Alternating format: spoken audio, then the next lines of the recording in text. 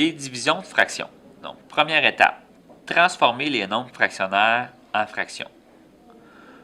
Deuxième étape, effectuer l'inverse multiplicatif.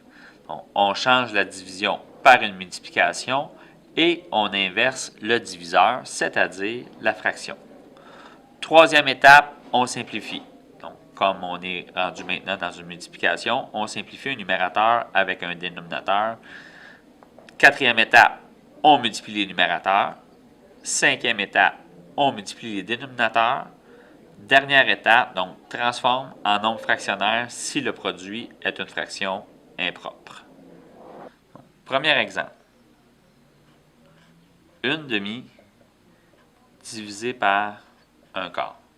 Souvent, on va se poser la question, il y a combien de quarts dans 1/2? Donc, transformer les nombres fractionnaires en fractions, il n'y en a pas. Deuxième, on effectue l'inverse multiplicatif. On change la division pour une multiplication et on inverse le diviseur. Donc, 1/4 va devenir 4 sur 1. Ensuite, on simplifie. Le 2 et le 4 se simplifient par 2. 2 divisé par 2, 1. 4 divisé par 2 donne 2. On multiplie les numérateurs. 1 fois 2, 2. 1 fois 1, 1. 2 sur 1 donne 2. Donc, il y a combien de quarts dans une moitié? Il y en a 2. Deuxième exemple. 6 divisé par 1/4. On transforme nos nombres fractionnaires en fractions. Donc, 6 est sur 1. On inverse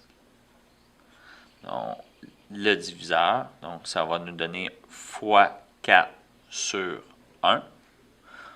On multiplie les numérateurs. 6 fois 4, 24.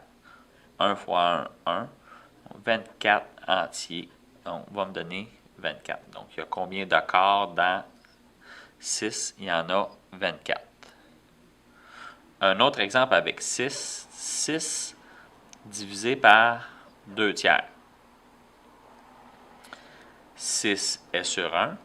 Donc, on fait notre inverse multiplicatif. Donc, 6 sur 1 multiplié par 3 demi. Ensuite, on simplifie. Donc, ici, il y a le 2 et le 6 qui se simplifient par 2. 2 divisé par 2, 1. 6 divisé par 2, 3. Donc, ensuite, on multiplie les numérateurs. 3 fois 3, 9. On multiplie les dénominateurs. 1 fois 1, 1. Donc, réponse 9. Combien il y a de 2 tiers dans 6? Il y en a 9. Troisième exemple. 3/4 divisé par 1/2. Donc, on transforme les nombres fractionnaires en fractions. Il n'y en a pas. Deuxième, on va effectuer l'inverse multiplicatif, c'est-à-dire 3/4 fois 2 unièmes. Ensuite, on simplifie.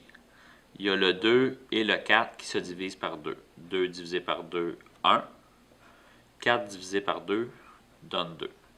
Il n'y a plus rien qui se simplifie. On multiplie les numérateurs. 3 fois 1, 3.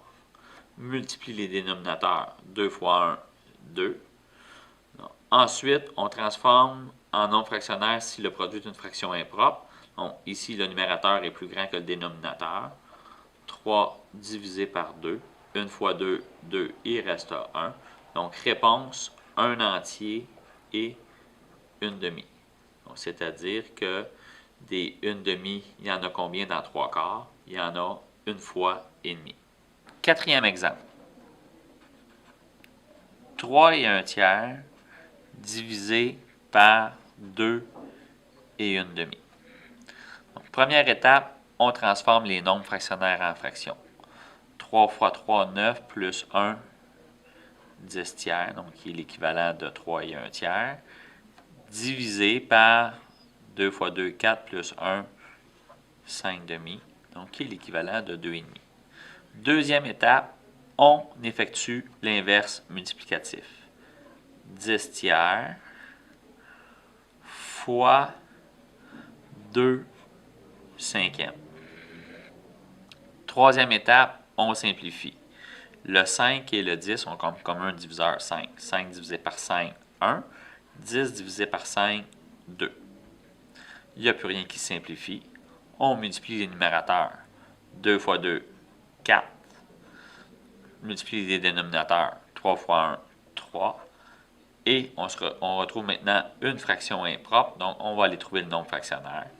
4 divisé par 3. Donc, 1 fois 3, 3. Il reste 1. Donc, réponse, 1 fois et 1 tiers. Donc, il y a 1 fois et 1 tiers de 2,5 dans 3 et 1 tiers.